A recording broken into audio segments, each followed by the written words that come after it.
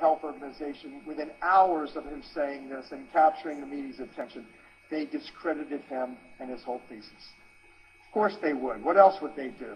They're heavily implicated in global genocide. What would you expect them to do?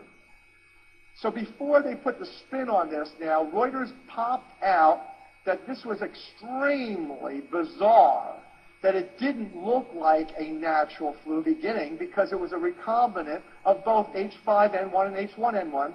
And H5N1 is avian. H1N1 involves not just the flu that you're witnessing now, but sequences apparently they even suggested of the Spanish flu. So in other words, you've got the world's most feared influenza viruses here. Avian, swine, and Spanish flu in a recombinant, reports Reuters and officials at the very beginning of the news. And I believe that that's exactly, they were reporting correctly at that point. Then they flipped it. You know, because I got on it, a bunch of other colleagues got on it, and then they started to spin the news. Let's look at Baxter's genocidal history. Because it makes absolutely no sense whatsoever, unless you are considering global genocide, to trust health to Baxter Corporation's vaccinations.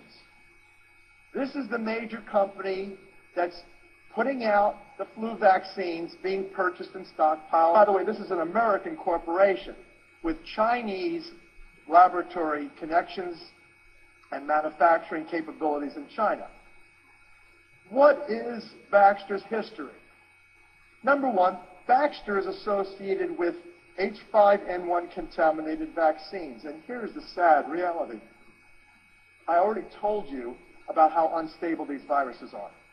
I've already told you what these head honchos have been planning, priming the population. I've already told you what Reuters reported about the various sequences in the unstable, easily rearranged, easily mutated, recombined, new forming plagues that are circulating, and I've told you about psychological operations. Now, here's where you can begin to see the big picture. Because it just so happens that Baxter Corporation, one blip, it came out on the mainstream media for a half a day on page 35 of a newspaper, and basically it got no major airplay. Had two, quote, accidents with their vaccines and their vials of these viruses that were being transported throughout Europe. Oh, such a coincidence. Two separate incidences. One where actually the vaccines had been shipped to vaccine manufacturers. The viruses and the vials of viruses with vaccines, and the vaccines had been shipped to various vaccine makers across Europe that were somehow accidentally contaminated with these various strains. How do you think they discovered the fact that these vaccines were contaminated? Because probably a few people died right off the bat. And then they looked and they go, oh my, where did this vaccine come from? Why, it came from Baxter. Let's call Baxter up and find out what they have to say about this. And they came out and said, we don't know how it happened. It was some sort of a laboratory accident. And that's all she wrote. And the next one was a train accident. How many of you are aware, having read, that there was some sort of a train mishap? I believe it was in Switzerland. Oh, and it made such minimal news, it just was a blip, and that was the end of it. So what have you effectively done with your accidents? You've got a Mexican flu evolving up, let's say, assuming they're telling us correctly, which you never know. Because the numbers currently of people dying from this alleged hideous, horrific pandemic are so small that it's obviously a psychological operation, fear induction. But assuming they're telling you the truth, that this is a new virus that's spreading up to North America, and then from North America they've been tracking it to Asia and then to Eurasia. Well, gee whiz, what's going to happen when that goes to Europe and meets the people who got infected with the accident. Unstable viruses. So if they're telling us the truth, then it is obvious genocide, and they have already loosed the big one, which they're telling you is coming.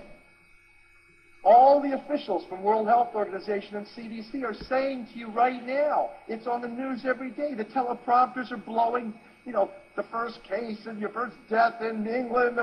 It's like they're telling you by the fall, they're saying you can expect the big one, that this H5N1 virus is going to grow in strength, they say, to become the big one.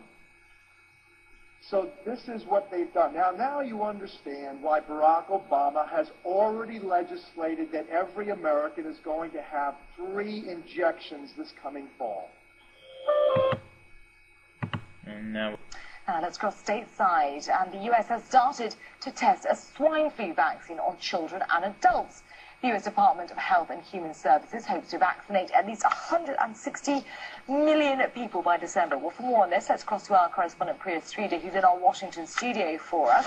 Hello to you, Priya. So what are the hopes for this new vaccine? Thanks. Well, the swine flu vaccine has raised concerns with people across the world. A new survey shows that 1/3 of British nurses have said that they will not take the swine flu vaccine because they're worried about the possible side effects. Now, the swine flu vaccine from back in the 1970s, which is supposed to be pretty similar to the one that's being offered today, has been linked to a neurological disorder called the Guillain-Barré syndrome. And joining me to discuss all of this is RT contributor and investigative journalist Wayne Madsen. Wayne, thanks so much for joining me. First of all, can you tell me who has taken the swine flu vaccine so far, and what have you heard about it? Well, apparently there has been a test community used already. We're also hearing that the vaccine that's being developed, they're saying it's not for everyone. Apparently children were used as, for lack of a better term, guinea pigs in Oklahoma. I know from talking to people in the research community, even scientists who helped develop the vaccine for smallpox are saying they're not going to take the vaccine and urging their friends and family not to take this vaccine either. And what kind of side effects did these children have, if any?